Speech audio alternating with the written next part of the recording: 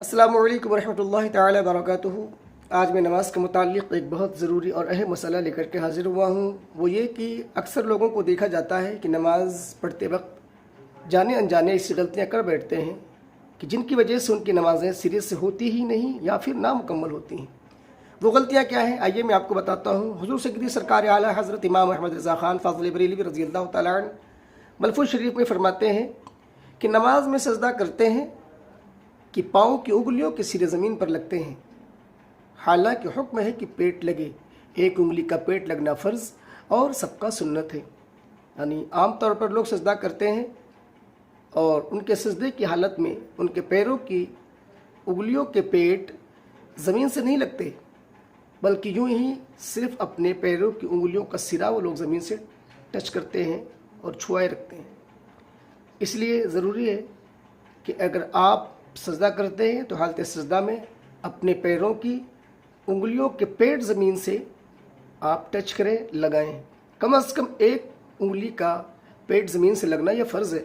اگر کسی کے پیر کی ایک بھی انگلی کا پیٹ زمین سے نہیں لگا تو پھر اس کا سجدہ ہوگا ہی نہیں، اس کی نماز ہوگی ہی نہیں۔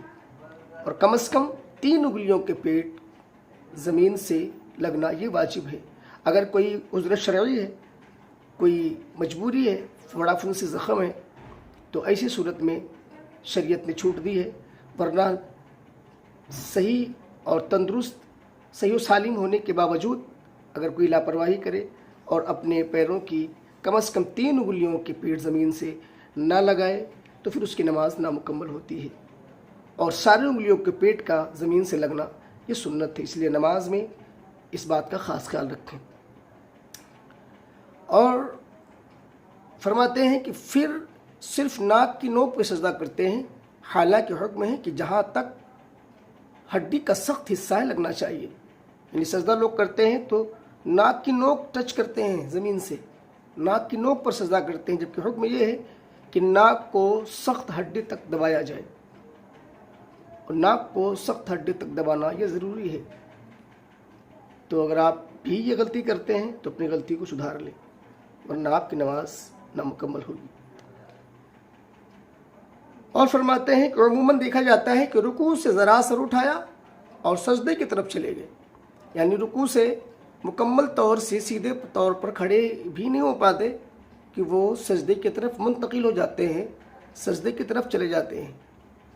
تو ان کے لیے بھی ضروری ہے، جو اس طریقے کی حرکت کرتے ہیں، رکوع کے فوراً بعد سجدہ کرتے ہیں، ان کے لیے ضروری ہے کہ رکوع سے جب کھڑے ہوں تو ٹھہراؤ پایا جانا چاہیے، ان کی پیٹھ سیدھی ہو، اور اتنی دیر میں کم از کم اتنی دیر ضرور ٹھہراؤ پایا جانا چاہیے کہ اتنی دیر میں وہ سبحان اللہ ایک بار کہہ سکیں۔ اور سبحان اللہ تو کہا نہیں جاتا، ہاں ربنا ولک الحمد ضرور کہا جاتا ہے، تو ربنا ولک الحمد آپ آرام سے کہہ لیں، اس کے بعد پھر اللہ اکبر کہہ کے سجدے کی طرف جائیں۔ اور فرماتے ہیں کہ سجدے میں ایک بالشت سر اٹھایا یا بہت ہوا ذرا اٹھا لیا اور وہیں دوسرا سجدہ ہو گیا۔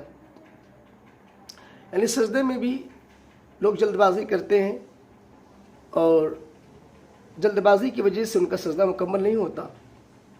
یعنی کہ دونوں سجدوں کے درمیان تھوڑی دیر ٹھہرنا، تھوڑی دیر کا مطلب ایک بار سبحان اللہ کہنے کے برابر ٹھہرنا یہ ضروری ہے، لیکن لوگ کیا کرتے ہیں، پے در پے ایک سجدے کے بعد جب اٹھتے ہیں تو مکمل طور سے بیٹھ بھی نہیں پاتے ہیں کہ دوسرے سجدے کے لیے اللہ اکبر کہہ کر کے سجدے میں چلے جاتے ہیں۔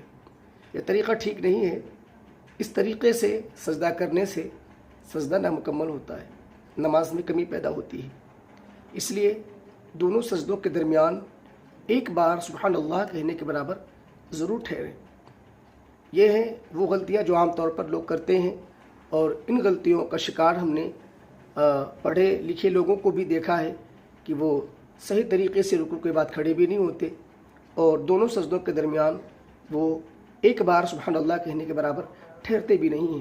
تو اگر آپ کے اندر یہ غلطیاں پائی جاتی ہیں تو اپنی غلطیوں کو ضرور سدھار لیں اور اپنی نمازوں کو صحیح کر لیں، ورنہ اگر جو ان غلطیوں میں ملوث ہوگا اور احتیاط نہیں برتے گا، لاپرواہی برتے گا، یوں ہی غلط نماز پڑھے گا، تو سن لیں حضور سیدی سرکار اعلیٰ حضرت رضی اللہ تعالیٰ عنہ مزید آگے فرماتے ہیں اس طرح اگر 60 برس کوئی نماز پڑھے گا تو اس کی نماز قبول نہ ہوگی۔ اس لیے اپنی نمازوں کی فکر کریں اور اپنی نمازوں کی حفاظت کریں، اور اگر آپ کو ایسا لگتا ہے کہ اور اپنے بھائیوں کی نمازوں کی اصلاح ہو، ان کی نمازیں صحیح ہو جائیں، ان کی نمازیں درست ہوں، ہمارے اور بھی بڑی غلطیوں سے محفوظ ہو، غلطیوں سے بچیں، تو آپ یہ ویڈیو اپنے بھائیوں تک ضرور شیئر کریں۔